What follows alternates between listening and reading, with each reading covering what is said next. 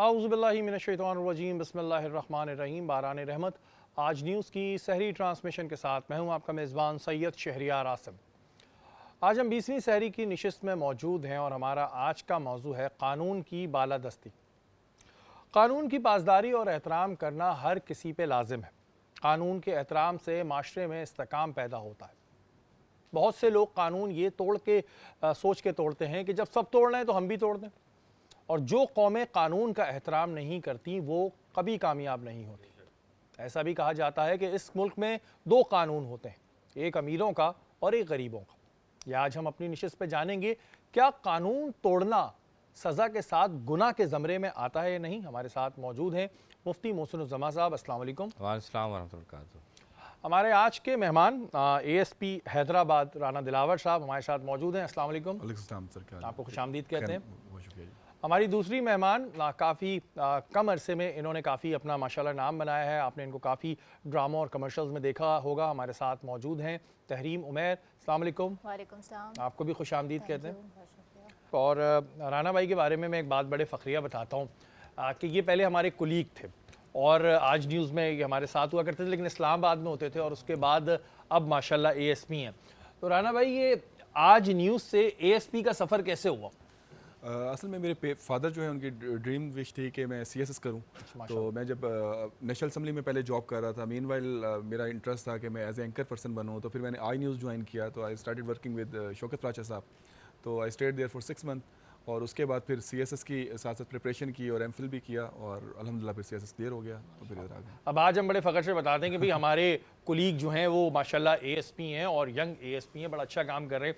अच्छा राना भाई, अगर हम बात करते हैं पुलिस डिपार्टमेंट की, तो पुलिस डिपार्टमेंट वैसे तो हर, चाहे ईद हो, बकरीद हो, मुहर्रम हो, कोई भी हो, बड़ा बिजी रहते हैं। अभी रमज़ान मुबारक में हैदराबाद में इस वक्त क्या रूटीन चल रही है आप लोगों की? देखें, रमज़ान मुबारक में ये होता है कि मसाजिद ड्यूटीज़ जो हैं वो एक्स्ट्रा ऑर्डिनरी उन पर फोकस किया जाता है। इसके अलावा ये होता है कि अफ्तारी के टाइम और उनमें ये होता है कि रूट्स पे जो है रोड्स पे काफ़ी ज़्यादा डिप्लॉयमेंट करनी होती है ताकि किसी की किस्म की कंजेशन ना हो। और फिर लेटर ऑन जैसे अभी आखिरी अशरा आ रहा है तो उसमें ये होता है कि शॉपिंग का काफ़ी रुझान होता है। तो उस वजह से ये होता है कि पुलिस भी बहुत ज़्यादा अलर्ट होती है कि किसी किस्म की भी वारदात ना हो, क्योंकि जो क्रिमिनल एलिमेंट्स होते हैं उनको भी आइडिया होता है कि अब लोगों के पास पैसा होगा, वो कैश होगा, वो शॉपिंग के लिए निकलेंगे, तो वो भी वारदात के लिए करते हैं। मगर अल्हम्दुलिल्लाह अभी तक बहुत अच्छे से रमज़ान जा रहा है। अच्छा, जैसे हम अगर कराची की बात करते हैं तो कराची में तो स्ट्रीट क्राइम बहुत ज़्यादा बढ़ भी रहा है और है भी। तो हैदराबाद में क्या सिचुएशन है स्ट्रीट क्राइम की? क्या वहाँ पर भी स्ट्रीट क्राइम के वाक़यात में जो हमें ज़्यादा वाक़यात नज़र आते हैं? नहीं, अल्हम्दुलिल्लाह लास्ट 2-3 मंथ्स में बहुत अच्छा वर्क हुआ है हैदराबाद में। तो अभी तो क्राइम जो है काफ़ी कंट्रोल्ड है।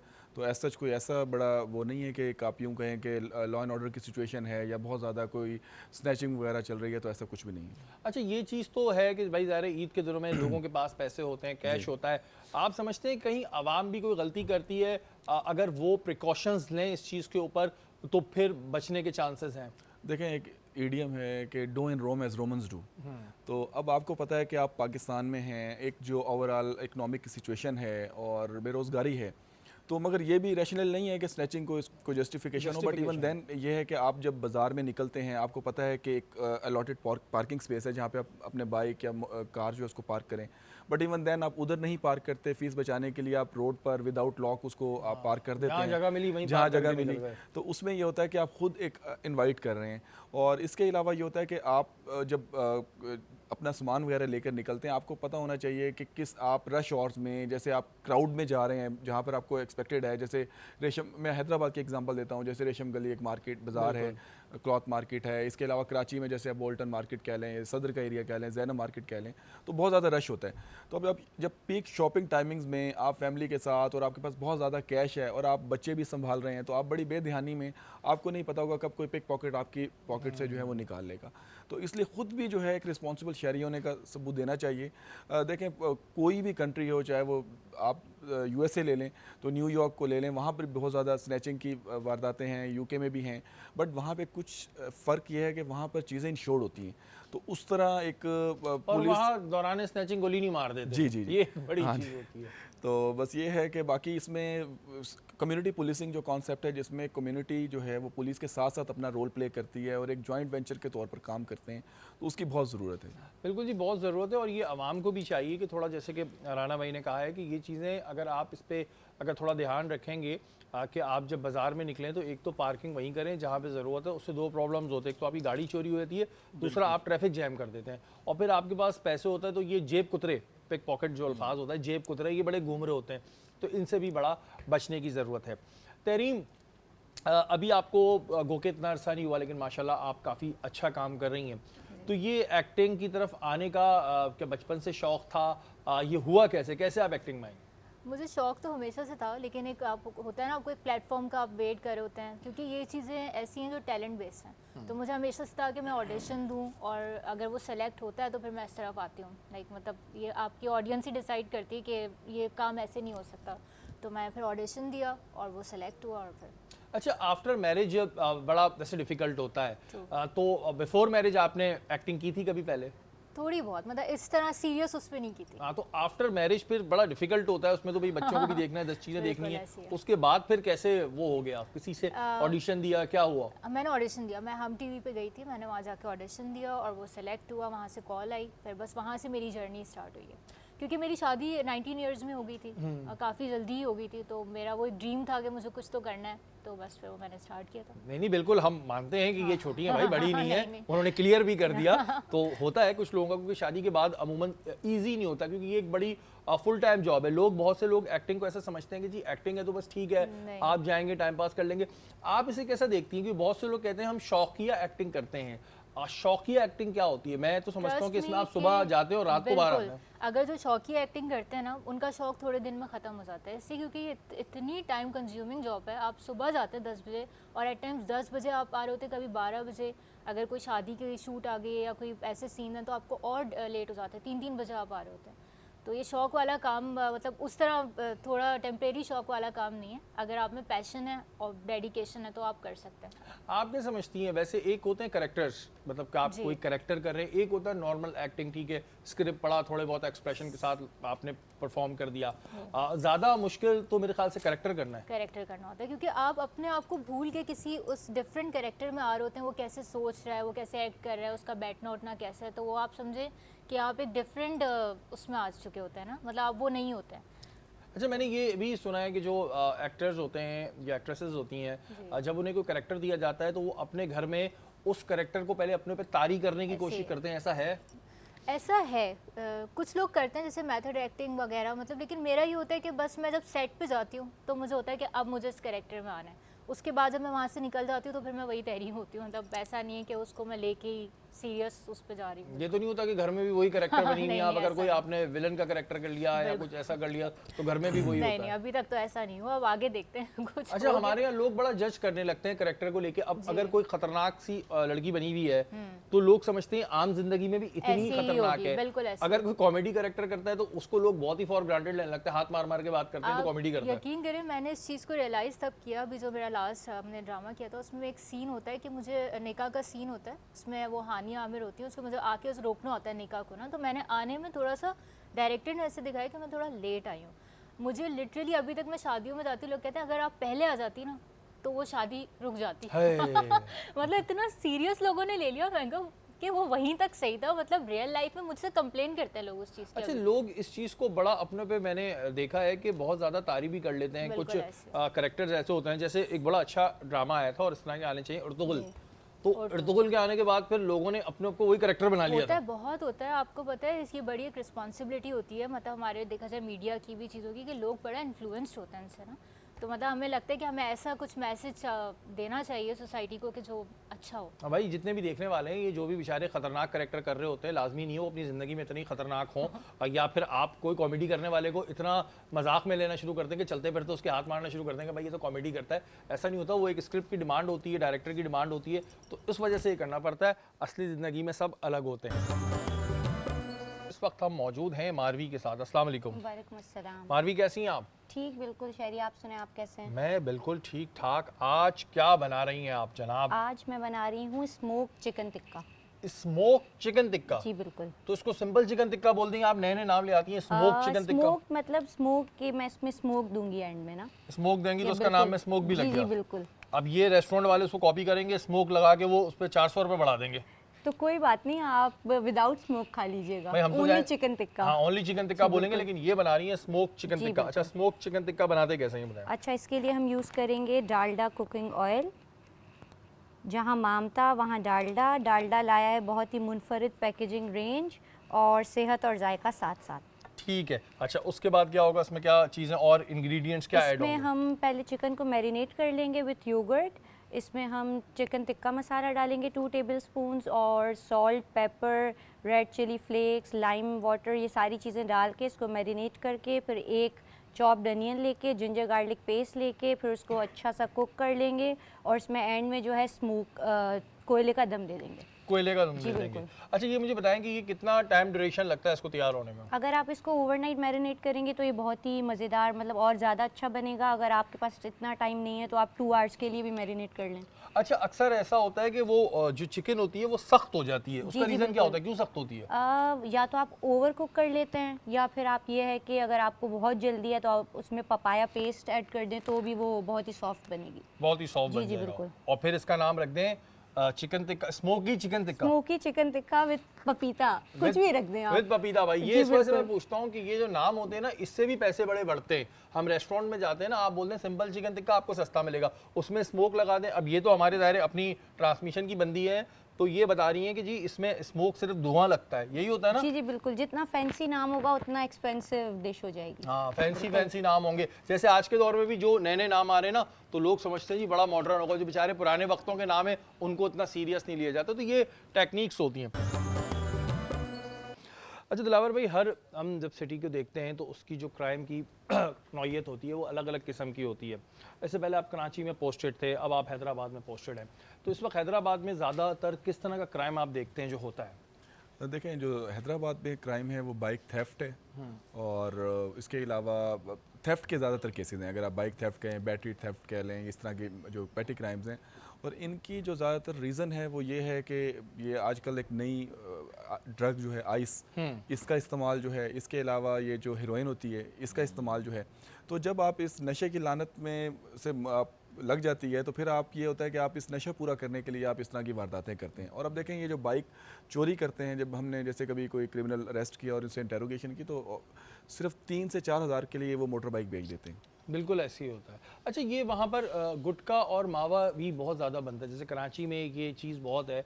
इस तरह हमने देखा है कि हैदराबाद में भी इसका काफ़ी देखा जाता है कि इसके काफ़ी कारखाने बनते हैं। गो कि आप लोगों ने उस पर रेड किए, वहाँ भी इस तरह की चीज़ें भी सामने आती हैं?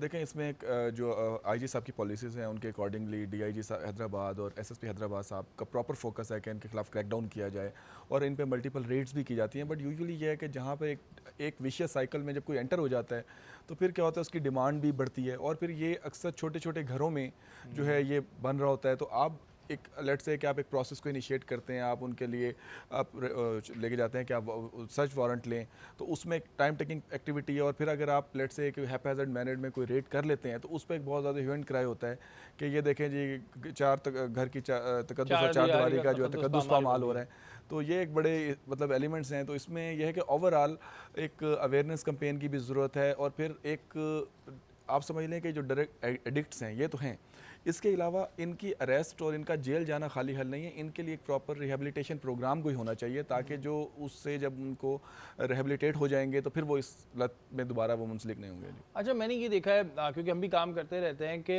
ये ख़ास तौर पे जो स्लम्स एरियाज़ होते हैं इधर ही ज़्यादातर इस तरह की क्राइम एक्टिविटीज़ हो रही हों, चाहे ड्रग्स हो या और कोई एलिमेंट्स हों। और इधर जब पुलिस रेड करने जाती है तो शदीद रिटेलिएशन का सामना करना पड़ता है, जिसमें इनकी ट्रेंड ख़वातीन होती हैं। इसका तो मैं आई विटनेस हूँ, जो ख़ुद पुलिस के ऊपर सारे पत्थर और लाठी चार्ज करेंगी, लेकिन अगर बदले में पुलिस की जानिब से ज़रा सा भी कुछ हो जाए तो फिर एक इशू बन जाता है कि जी पुलिस जो है वो नाजायज़ कर रही है। देखें, जैसे आपने भी बात की, अब एक बड़ा पुलिस पे भी क्रिटिसिज्म करते हैं लोग कि जी पुलिस काम नहीं कर रही। एक तो आप देखें पुलिस की पहले प्रोपोर्शन देखें कि कितनी प्रोपोर्शन है पुलिस की सिटी की पॉपुलेशन के अकॉर्डिंगली, और उसके तहत बहुत अच्छा पुलिस काम करती है। अभी रिसेंटली हैदराबाद में अभी हमारी टीम ने टंडो जाम की हद में एक घर पर रेड की जहाँ पर आइस और ये गुटखा मावा सप्लाई होता था। तो उसमें उन्होंने स्ट्रेट फायर किया और हमारा एक जो जवान है उसका एक समझ लें कि लेफ्ट हैंड या पूरा ज़ाया हो गया फायर में। तो अब ये भी तो वही है ना, जो अपनी in the line of duty अपनी बॉडी अज़ा का, अपनी जानों का नजराना पेश कर रहे हैं, तो इसमें सिर्फ ये नहीं है कि पुलिस का काम है, पुलिस के साथ साथ पब्लिक को भी चाहिए कि वो अवेयरनेस हो।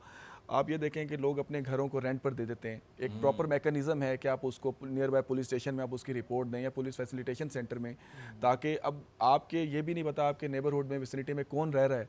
तो इसी तरह ही फिर ये क्रिमिनल एलिमेंट्स जो हैं, ये जो बाद में लेटर ऑन वारदातें करते हैं, तो इनका किसी को पता ही नहीं होता कि कौन रह रहा है। तो एक रिस्पॉन्सिबल शहरी होने का सबूत भी देना पड़ेगा आवाम को कि वो अपने नेबरहुड में देखें कि कौन इस तरह की एक्टिविटीज़ में इन्वॉल्व हैं, उनके हवाले से वो कंप्लेंट करें। अच्छा, फिर ये भी होता है कि कंप्लेंट भी करनी है और हमें ये भी नहीं पता कहाँ पर है, बस बस हम नाम बता भी के चले बताना, गए, बता के चले गए, हमारा काम हो गया, हाँ हमने जी। बता दिया आपको। तो देखें, क्रिमिनल अगर एक है ना, मेरा ख्याल है कि उसके सिर्फ नेबरहुड के अगर विजिलेंट हो जाएं और वही उस पर एक्शन लें। तो अभी एक कराची की एक वीडियो वायरल हुई थी कि एक स्नैचर स्ट्रीट भाग गया, क्राइम था उसका, किसी हाँ, ने पूरा नंबर डाल दिया, नंबर पब्लिक डाल नहीं दिया। पकड़ लिया तो उसको।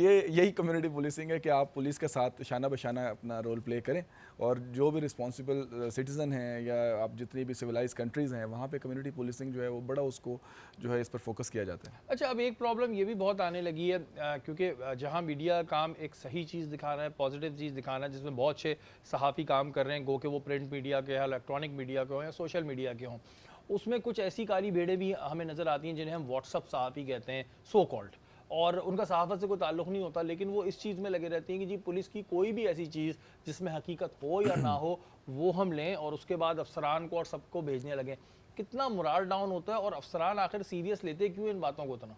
देखें, आजकल सोशल मीडिया का दौर है, एक ख़बर जब किसी ने ब्रेक कर दी और कोई भी आप किसी भी किस्म की सनसनी आप लेट से कि एक वीडियो फैला दी वायरल कर उसमें। दें कि जी एक सीनियर अफसर ने अपने सिपाहियों को गालियां दी, बदतमीज़ी की, अब उसका प्रूफ बेशक ना हो, किसी डिसग्रंटल सिपाही या तस्दीक कोई नहीं। भी कि मे भी उसे सज़ा मिली हो, डिपार्टमेंट इलेक्शन हो, और आप उसको कैश करके, तो बेसिकली इनका पर्पस ये होता है कि वो आपने जैसे बात की कि इसमें भी एक कैटेगरी है, एक वो हैं जो प्रॉपर आपकी फ्रेटर्निटी के हैं और एक वो हैं जो सिर्फ व्हाट्सएप ग्रुप या जिनके पास एक सेल फोन है, उसमें एक माइक इंजेक्ट किया और वो और उसके बाद थाने पहुंच जाते हैं कि थाने लो पहुंच हमारा गए। हिस्सा तो तो दे वो ऑब्वियसली ब्लैकमेलिंग भी उसमें करते हैं। और फिर वो ये भी होता है, मैं जब कराची में पोस्टेड था, क्लिफ्टन डिवीजन में मैं एसपी था जब, तो उस टाइम कोई इसी तरह के कोई सहाफ़ी आया, उसने कहा कि आप सर ये आप इतने पैसे दें। मैंने कहा भाई किस चीज़ के पैसे दें, हम तो एक्शन कर रहे हैं। और नेक्स्ट डे उसने कोई न्यूज़, एक तो होता है ना कि न्यूज़पेपर भी कोई इस तरह का नाम के कोई पॉपुलर नहीं, बट जब किसी पे लग जाती है फिर वो शेयर होती है, फॉरवर्ड होती है, तो ये फिर एक विशेष साइकिल अच्छा, चल ये पड़ता है। मैं बात बता दूं कि जी हमारे यहाँ बहुत अच्छे सहाफ़ी हैं जो एक्चुअल प्रॉपर सहाफ़ी हैं और बहुत अच्छा काम कर रहे हैं। सोशल मीडिया पे भी बहुत अच्छे सहाफ़ी काम कर रहे हैं, ऐसी बात नहीं है,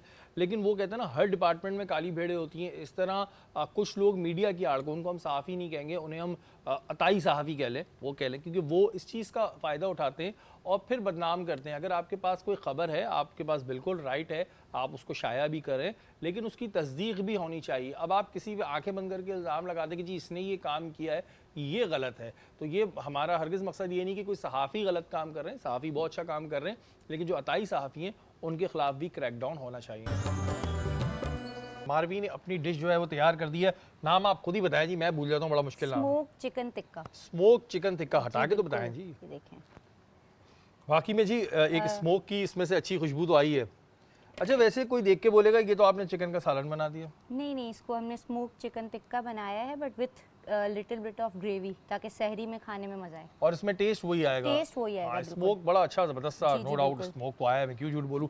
ड्रिंक क्या तैयार किया आपने, ये बताया। Orange margarita. ऑरेंज मार्गरीटा, अच्छा ठीक है, ये किस तरह तैयार होता है? इसमें हमने ले लिया है ऑरेंज जूस, सोडा, बहुत सारी क्रश्ड आइस, और इसमें हमने ऐड किया है टैंग, टैंग, जिससे और भी वाओ। बहुत ही मज़ेदार सा ये बन गया है। वाह, बड़ा ज़बरदस्त सा ये एक इसमें हमें लग तो रहा है बड़ा मज़ेदार सा। और ये जो जितनी भी ड्रिंक्स हम पी रहे हैं, नो डाउट इसमें बहुत अच्छा टेस्ट होता है, रोज़ाना की बुनियादों में बहुत अच्छी इतने सारी ड्रिंक्स याद कैसे रहती हैं मारवी, ये बताओ।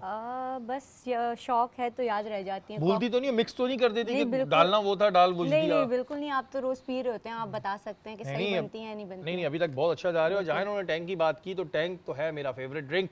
इसकी बहुत सारी रीजंस हैं। एक तो जब आप टैंक पीते हैं तो आप बड़ा रिफ्रेश फील करते हैं। दूसरी चीज़ ये है कि टैंक में है विटामिन सी और डी और जिंक, अच्छा, जो आपकी इम्यूनिटी को स्ट्रॉन्ग करता है। उसके अलावा मेंटल शार्पनेस के लिए बहुत अच्छा है। तो बिल्कुल जी, आप टैंक का इस्तेमाल करते रहें, टैंक पीजिए और रिफ़्रेश रहिए। हमारा आज का मौजू है कानून की बालादस्ती। मुफ्ती मोहसिन साहब हमारे साथ मौजूद हैं। मोहसिन भाई, कितना ज़रूरी है कानून का एहतराम करना, उसकी बालादस्ती करना? औज़ुबिल्लाहि मिनश्शैतानिर्रजीम बिस्मिल्लाहिर्रहमानिर्रहीम इन्नल्लाह यअमुरु बिल अदल वल ihsan व क़ाला अल्लाह ताला मक़ामन आखिर। अल्लाह ताला कुरान हकीम फ़ुरक़ान हमीद में वाज़े तौर पर इरशाद फरमा रहा है कि अल्लाह ने हुक्म दिया कि अदल व इंसाफ़ को कायम करो, बेशक। और फिर एक जगह फरमाया कि बेशक अल्लाह युहिब्बुल मुक़सितीन, कि अल्लाह ताला मोहब्बत करता है, प्यार करता है, पसंद करता है जो कानून नाफिज करने वाले या अदल इंसाफ़ करने वाले हैं। तो दोनों आयात दोनों जो मैंने आपके सामने रखी, तो एक पहला हुक्म जो रब ने फरमाया कि अदल इंसाफ़ को कायम करना है, ये अल्लाह का हुक्म है, अम्र रब्बी। दूसरा फिर फरमाया कि अल्लाह ताला जो अदल कायम कर रहा है उसका मेयार बयान फरमा रहा है, मकाम बयान फरमा रहा है कि आप और मैं किसी से मोहब्बत करें तो उसका वक़ार दुनिया में आमतौर पर जो बड़ा बंदा मोहब्बत करता है तो बढ़ जाता है। जिससे रब मोहब्बत करे उसका मकाम क्या होगा, तो रब ने फरमाया कि मैं उससे मोहब्बत करने लगता हूँ जो अदल इंसाफ़ या कानून के बालदस्ती के लिए काम करता है। फिर यहाँ पर एक बात जो आपने बयान फरमाई कि इस्लाम इसकी कितनी ज़रा वो अहमियत देता है, तो अगर आप हज़रत उमर फ़ारूक रज़ियल्लाहु अन्हु के दौर में चले जाएँ तो आपका अंदाज़ा होगा कि अदल इंसाफ़ का जो आपने निज़ाम कायम किया, तो आप फरमाते हैं ख़ुद कि मैं ख़त्ताब का बेटा था लेकिन अभी नबी का कलमा नहीं पढ़ा था। मैंने अदल इंसाफ़ की जो कुरान की आयत हैं और अल्लाह के रसूल की जो अहादीस मुबारका हैं अभी मुझ तक नहीं पहुँची थी, लेकिन जब मैंने कलमा पढ़ा और अल्लाह उसके रसूल की सीरत को देखा, तो जो मैं कलमा नहीं पढ़ा तो मुझे बाप ने 5 ऊँट दिए। कितने ऊँट? 5 ऊँट। उनको मैं कतार में लगाना चाहता तो पहला कतार में लगा था, दूसरा आ गया था, तीसरा कतार में लगा था, चौथा आ गया था। मैं 5 ऊँट कतार में नहीं लगा सकता था। लेकिन जब नबी का कलमा पढ़ा, अल्लाह उसके रसूल के दीन पर अमल किया, तो 22 लाख मुरब्बा मील पर मेरी हुकूमत थी। हुकूमत भी सीधी थी, उम्मत भी सीधी थी। बताना ये था कि उन्होंने अपनी ज़िंदगी के अंदर अदल इंसाफ़ सिर्फ अपने पर कायम नहीं किया बल्कि माशरे में कायम किया। अच्छा मोहसिन भाई, एक हमारे यहाँ प्रॉब्लम ये आती है कि हम एक दूसरे को देख के, एक छोटी सी मिसाल ले लेते हैं कि अगर एक बंदा सिग्नल तोड़ता है, ठीक है, उस वक्त वहाँ पुलिस नहीं है, लोग नहीं है, तो दूसरा भी तोड़ देता है, तीसरा भी तोड़ देता है। हम ये कहते हैं कि यार ये कोई गुनाह तो नहीं है, ठीक है, जल्दी थी, हम निकल गए, और एक दूसरे को देख कर भी हम बहुत सी दफ़ा कानून तोड़ होते हैं ये सोच के कि यार ठीक है क्या हुआ। क्या जो लोग कानून तोड़ते हैं, जिसकी सज़ा तो एक अलग है, जो कानूनी सज़ा है वो एक अलग है, क्या ये गुनाह के ज़मरे में आता है? देखिए, बात है शरई तौर पर याद रखिएगा, रियासत ने जिस काम को कानून बना दिया उस रियासत के अंदर, मिसाल तौर पर अगर आप देखें कि अगर आप सिग्नल तोड़ते हैं तो खुदा ना खास्ता किसी एक्सीडेंट का अंदेशा है, कोई मर सकता है, कोई गिर सकता है, तो उसका वबाल किस पर आएगा? ना सिर्फ रियासत पर आएगा बल्कि वो शख्स जिसने ये काम किया वो उस पर आएगा। तो जब ये काम करे तो गुनाहगार हुआ कि नहीं हुआ कि वो उससे किसी का एक्सीडेंट हो गया।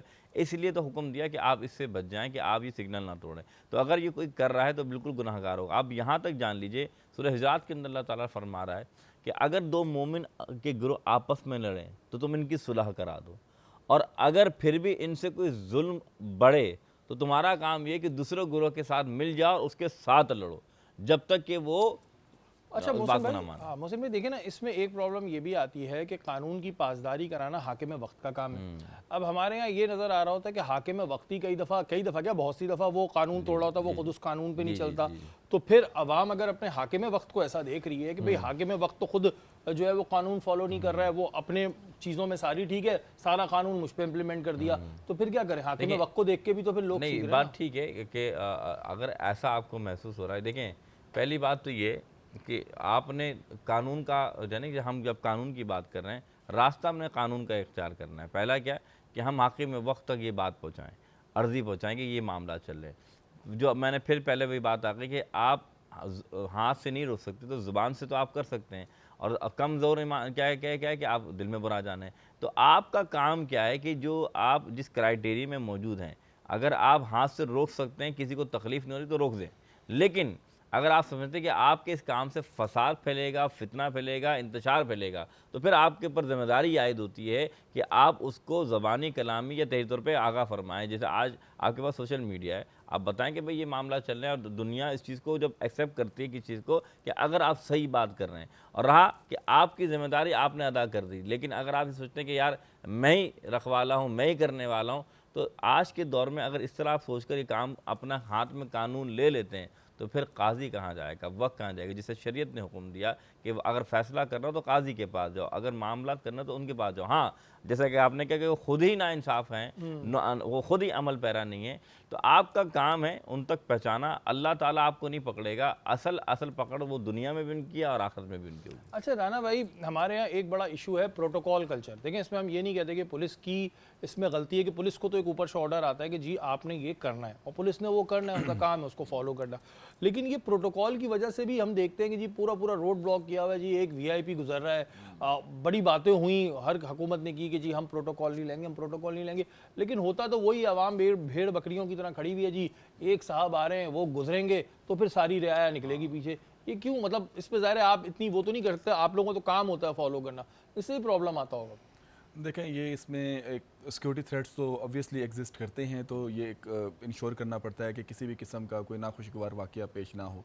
अब ये कंट्री टू कंट्री भी एक डिपेंड करता है कि क्या सर्कमस्टांसेस हैं। अगर आपका लेट से कोई जब अटैक हो जाता है तब पहली बात आती है कि इनको तो सिक्योरिटी थ्रेट्स थे, इनको तो बताया था, तो ये विदाउट उसके जो है मूव किया।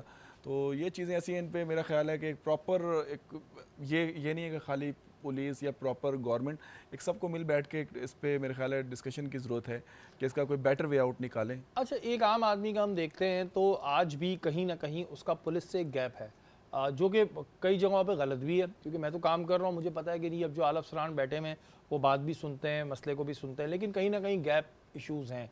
आप क्या समझते हैं वो गैप कैसे दूर होगा? देखें, जो आप पहले तो आपने बात की ना गैप की, तो ये गैप ये नहीं है कि सिर्फ पाकिस्तान में है, आप दुनिया के किसी भी डेवलप कंट्री में भी जाएंगे ना, क्योंकि पुलिस का एक नेचर ऑफ जॉब ऐसी है कि एक थोड़ी सी हॉस्टिलिटी या वो उस तरह पॉपुलर नहीं होती किसी भी कंट्री में। बट अब ये जो आपने बात की, इस गैप को कैसे कवर किया जाए, वो यही है कि आप ओपन डोर पॉलिसी रखें, आप अपने आप को एक्सेसिबल बनाएं। अब देखें, कंप्लेनेंट आपके पास अगर आ रहा है तो उसे इस चीज़ से वो नहीं है कि आप सीट पर हैं या नहीं है, जैसे अक्सर आता है कि जी आप ऑफिस में, उसको यह है कि उसकी जो प्रॉब्लम है, ग्रीवियंस है, वो एड्रेस होनी चाहिए। और अगर आप किसी कंप्लेनेंट को उसको सिर्फ आराम से बैठ के तसल्ली से उसको सुन लेना, तो आई थिंक 70 to 80% उसकी प्रॉब्लम वहीं पे हल हो अच्छा, जाती है। ये अगर हम बात करते हैं दूसरी कंट्रीज़ की, अमेरिका में तो ये चीज़ पढ़ाई जाती है कि पुलिस आपकी सबसे पहले दोस्त है।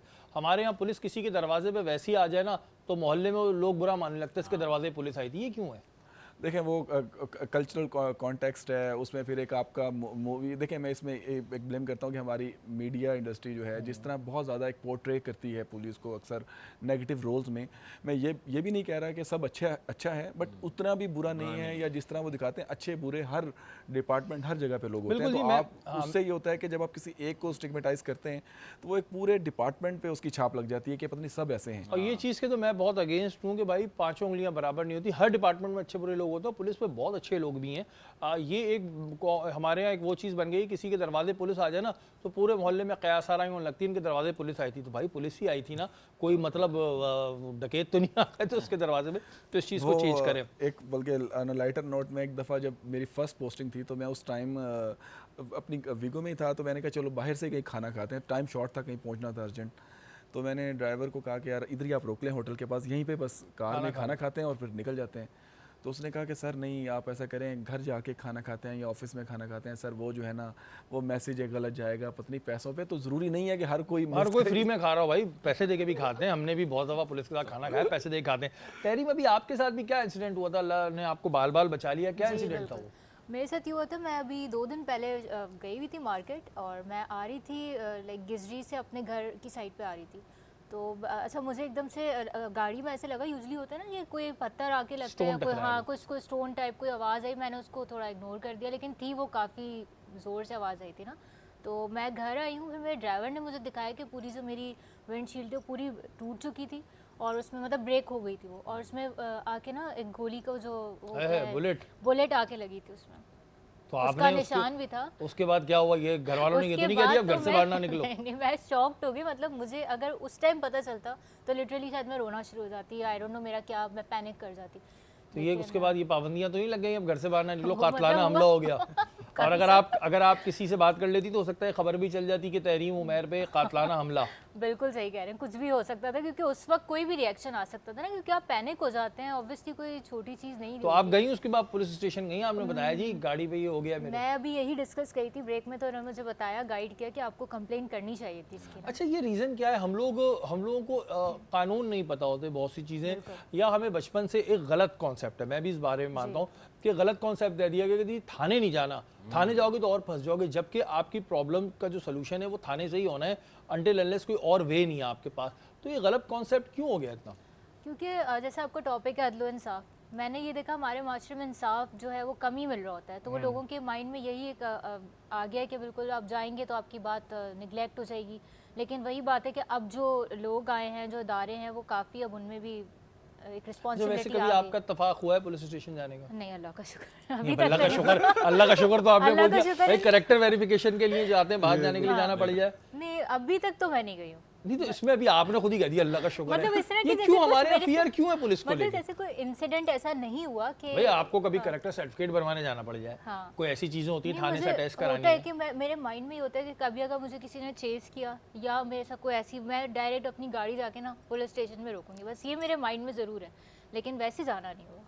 अच्छा, एक चीज़ और भी है कि हमारी जो आवाम है ना उसमें आराम तलबी बहुत है। बहुत ज़्यादा। पहले तो लोग मोबाइल छीनने की भी रिपोर्ट नहीं कराते थे, यार छीन गया बस ठीक है बंद करा देते हैं, जबकि जब तक आप रिपोर्ट नहीं कराएंगे तब तक वो मुजरिम जो है वो पकड़ा नहीं जाएगा। तो ये आवाम थोड़ा खुद भी कहती है यार छोड़ो, कतराती भी है। आप यकीन करें, हमारे घर में एक सर्वेंट है, उसका नाम सईद है, उसके साथ इतना होता है, मतलब वो एवरी मंथ अपना मोबाइल लेता है, एक दफ़ा हुआ, दूसरी दफ़ा, जब वो 4th टाइम आए ना हमारे घर में कंप्लेन करने, तो सबने कहा तुम्हें पिस्टल खरीद लो, मतलब अपनी मुहाफिज खुद बन जाओ। तब इतना ज़्यादा हो गया है कि तो लोग ये फिर- तो नहीं करता जान पूछ के आया था और फिर बोलता ला बाजी अब पैसे दे दे। ये कुछ हो ऐसे सकता है। देखिए चीजें तो never बहुत know, सारी हाँ। होती हैं कि You मतलब never होता है वो know। खुद अपना छुपा कर आया था और पैसे ले लेता आपसे। ये कुछ नहीं कह सकते, लेकिन इतना लोगों के साथ इंसिडेंट होते हैं कि फिर वो एक टाइम आता है वो गिव अप कर देते हैं, कहते हैं कि अब हम देखिए क्या करें। अल्लाह ना करे किसी के साथ अगर कोई स्नैचिंग का वाकया हो रहा हो तो उसमें रिटेलिएशन नहीं करनी चाहिए अनटिल अनलेस आप कितने बड़े भी टार्जन हो, क्योंकि उसमें आपकी जान को खतरा है। एक मोबाइल इतना इंपॉर्टेंट नहीं है जितनी आपकी जान है, लेकिन ये चीज़ हमें अपने अंदर से निकालनी पड़ेगी। जो हम ये बातें कर रहे होते हैं ना कि पुलिस के पास नहीं जाएं या कुछ जाएंगे तो कुछ हो जाएगा, ऐसा कुछ भी नहीं है भाई। आप जब जाएंगे नहीं तब तक मसला हल होगा नहीं, और अगर वहाँ पर आपको कुछ ऐसे लोग भी मिलते हैं जो आपको नहीं लगता सही है तो उससे ऊपर अफसरान बैठे हुए उस पर वो एक्शन लेते हैं। अच्छा राना भाई, आजकल ये पतंगबाजी का इशू भी बड़ा चल रहा है, कराची में भी एक आध वाक़या हुआ, लाहौर में तो बहुत ही होते हैं। इस पर अब क्या करे पुलिस? वो पतंग उड़ाने वालों को ढूंढती फिरे कौन कौन पतंग उड़ा रहा है। देखें, कभी भी कोई एक एक्स्ट्रॉर्डिनरी सिचुएशन अगर इमर्ज होती है, जैसे अभी रिसेंटली आपने देखा होगा कि एक डोर फिरने से ताज़ा अभी उसमें डेथ हुई है, बिल्कुल। तो ये ओवरऑल अगेन वही बात आ जाती है कि इसमें भी कम्युनिटी पुलिसिंग को और सोसाइटी को अपना रोल प्ले करने की ज़रूरत है। कि अब पुलिस ये तो नहीं है कि वो सबकी छतों पर जाकर या ऊपर से देखे, या ड्रोन कैमरा, लेट्स से कि ड्रोन भी आप उड़ाते हैं तो कितने आप वो फ्लाई कर या वो लेंगे? जो बचपन में हम पत्थर मार के हाँ, पतंग गिराते थे वो मतलब गिराए वो पुलिस। कितने आप वो कर लेंगे? तो उसमें यही है कि अहले मोहल्ला या इलाके के जो लोग होते हैं वो देखें कि कौन, मैं बल्कि मुझे किसी की मैं क्या, मेरा सबसे जो छोटा भाई था उसको पतंगबाजी का बहुत शौक था जब हम छोटे छोटे थे। तो उन दिनों नई ये था कि पुलिस क्रैकडाउन शुरू हुआ, तो उसने बहुत ज़्यादा रोना डाला हुआ था कि जी मुझे पतंग और डोर लेके दें।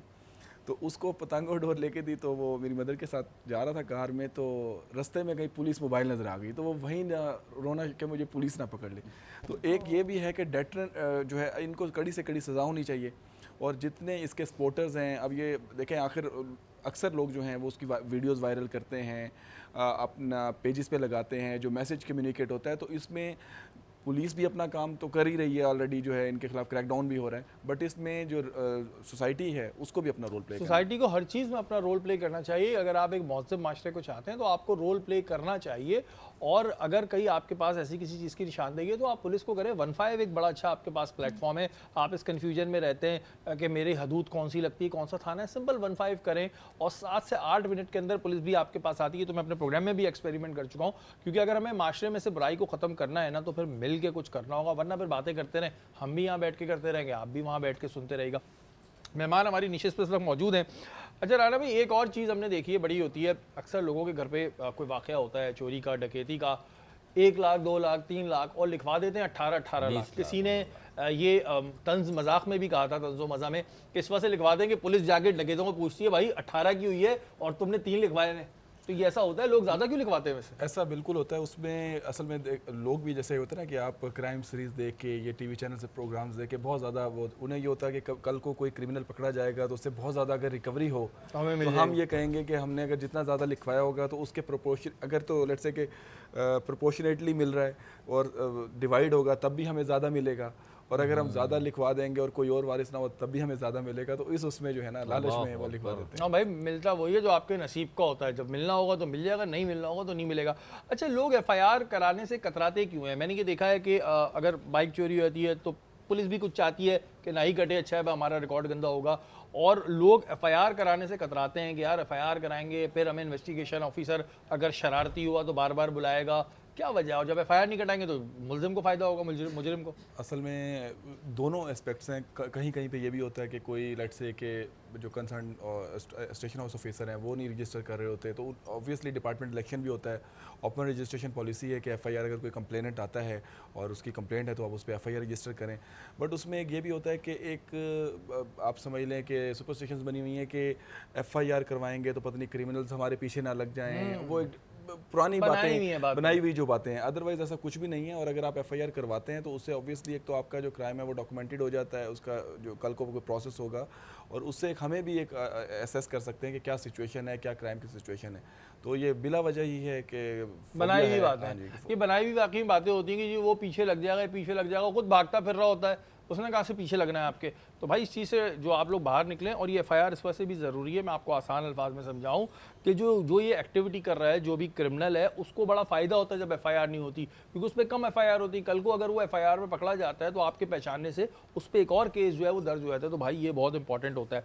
तहरीम, हम देखते हैं कि हमारे यहाँ लोग, जैसे मैंने शुरू में भी एक सवाल किया था, एक को देख के वो कहते हैं ना, खरबूजे को देख के खरबूजा रंग पकड़ता है। हम लोग भी कानून तोड़ रहे होते हैं, चाहे छोटे छोटे ही तोड़ रहे हो। जैसे मैंने बताया कि ट्रैफिक सिग्नल पे गाड़ी भगा देंगे, उसके अलावा और भी कोई, जैसे अगर कहीं कचरा फेंकना, ये भी क्राइम में आता है। आप जो गंदगी फैलाते हैं, जहाँ लिखा होता है कचरा ना फेंको, उधर ही सबसे ज़्यादा फेंकते हैं। तो ये हमारे अंदर के शरारतें हैं या हम कानून को सीरियस नहीं ले रहे? हम लोग सीरियस नहीं लेते, क्योंकि मुझे लगता है कि आप यही कोई दुबई चले जाएं या कहीं चले जाएं, वहाँ पे कितना वो बड़ी बड़ी लाइंस में क्यों में खड़ा वेट इंसान कर रहे बन होंगे, जाते हैं इंसान लोग। बन जाते हैं।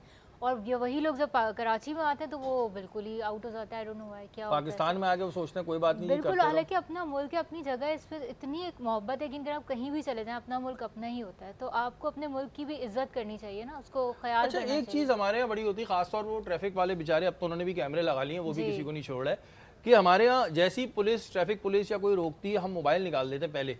अभी उस बेचारे ने रोका क्यों, हो सकता है बता रहा हूँ टायर में हवा कम है भाई, ऐसे ही है। हम पहले मोबाइल निकाल के दे देते हैं कि हमारे जहन में क्या बना हुआ है कि हम कोई सोर्सफुल हैं। कभी कोई बोलता है जी फलाना मैं इसका रिश्तेदार हूँ, उसका रिश्तेदार हूँ। ये क्यों है कॉन्सेप्ट? क्योंकि हमारे स्ट्रीट क्राइम इतना बढ़ चुका है, इतना ज़्यादा है कि हमें एक तो पहले होता है कि कोई नॉक करे या सिग्नल आता है और हमें लगता है अब मोबाइल गया, हमें मेंटली प्रिपेयर रहते हैं। और दूसरा मुझे एक बात ये लगती है कि जैसे जो लोग हैं जिनके पास लाइसेंस्ड वेपन भी हैं, उन पे भी रिस्पॉन्सिबिलिटी आती है कि वो उसका मिसयूज़ ना करें। अब लेट्स सपोज कि अभी जो मेरी गाड़ी में हुआ, यू नेवर नो कि ये कोई ऐसी हवाई फायर कर रहा था। जबकि हवाई फायरिंग भी क्राइम है। क्राइम है, Aerial लेकिन firing। एरियल अगर फायरिंग खुदा, एग्जैक्टली। तो अगर अब वो चीज़ थी या क्या था, वो किसी को भी जाके लग, जैसे एक बिल्कुल। शादी में हम गए हुए थे, उन्होंने शादी के बाद इतनी फायरिंग की और वही हुआ, वो उसकी बुलेट जाके एक बच्ची को हिट हो गई। हाय हाय। तो ये चीज़ें भी होती है कि उन पे भी रिस्पॉन्सिबिलिटी इक्वली इतनी इंपॉर्टेंट है जिनके पास लाइसेंस है। अच्छा, ये राना भाई क्या होता है, ये सोर्स जिनकी थोड़ी थोड़ी सोर्स होती है, जिनके कोई भाई मीडिया में होते हैं या पॉलिटिक्स में होते हैं या पुलिस में होते हैं, उनको ज़रा सा कुछ प्रॉब्लम होता है इस चीज़ का कि बस ठीक है जी, जो रोकना है हमने तो फ़ोन निकाल देना? देखें, कोई भी चीज़ हो ना, ये चाहे फायरिंग की ले लें कि ये लोग समझते हैं कि बासर लोग जो हैं उनके रिलेटिव्स वगैरह ये फायरिंग कर रहे हैं, तो मेरा ख्याल है इसमें बासर या इन चीज़ों का इतना रोल नहीं है जितना जहालत का रोल है। जहालत कि तो बहुत है। फैमिली में अगर जहालत एग्जिस्ट करती है तो वो वेडिंग सेरेमनीज हो गई, कोई इवेंट हो गया, कोई सेलिब्रेशन हो गई, उसमें अंधाधुंध एरियल फायरिंग कर रहे हैं, तो ये कोई इससे कोई आपको तमगे नहीं मिल रहे हैं, एक आप जहालत का मुजाहरा कर रहे हैं और आपकी जहालत की भेंट में आके काफ़ी मासूम लोग जो हैं वो अपनी जान खो सकते हैं। आज ही मैं आपके जब इधर सेट पर आ रहा था, शायर फैसल पर मैंने एक कार को जाते हुए देखा कि उन्होंने चलती कार से एक 500 ml की पानी की बोतल जो है वो फेंकी। अब देखें कि जिस रोड पर खाली कार नहीं चल रही, मोटर बाइक भी चल रहा है, वो कोई मोटर बाइक अगर उस पर फैमिली बच्चे साथ हों तो वो उस पर जैसे स्पीड में आएगा तो वो Slip हो एक्सीडेंट हो जाएगी। जाएगा। तो ये एक ना सिर्फ एक आप समझ लें कि आप गंदगी कर रहे हैं, बल्कि आप एक क्रिमिनल नेग्लिजेंस कर रहे हैं कि आपके इस एक्ट की वजह से किसी का हादसा हो सकता है। छोटी छोटी ऐसी चीज़ें हैं जिसको हम लोगों ने क्राइम समझना छोड़ दिया है। और जैसे कि राना भाई ने बात की है, वाकई में ये जहालत होती है। ये कोई फ़ख्र की बात नहीं है, आप अपना पैसा भी उड़ा रहे हैं और हवा में फायरिंग कर रहे हैं। वो एरियल फायरिंग इस वजह से होती है, वो जाके कभी किसी के लग जाती है और उसमें बहुत सी दफ़ा हुआ है, फिर दूल्हा उठ भी जाते हैं, दूल्हे भी उठे हमने देखा है बहुत दफ़ा। तो कानून को ज़रा आप लोग उसकी पासदारी करना शुरू करें, क्योंकि इससे हम सब का फ़ायदा है, एक माशरे का फ़ायदा है। बाहर मुल्क में जाके हम बिल्कुल इंसान के बच्चे बने घूमते हैं, कचरा भी पूरी जेबें भरी हुई होती हैं, घर आके निकाल रहे होते हैं। तो अपने मुल्क में भी अगर कर लेंगे ना तो फिर बाहर जाने की ज़रूरत नहीं पड़ेगी, हमारा मुल्क ही ऐसा हो जाएगा कि लोग यहाँ पर आएंगे।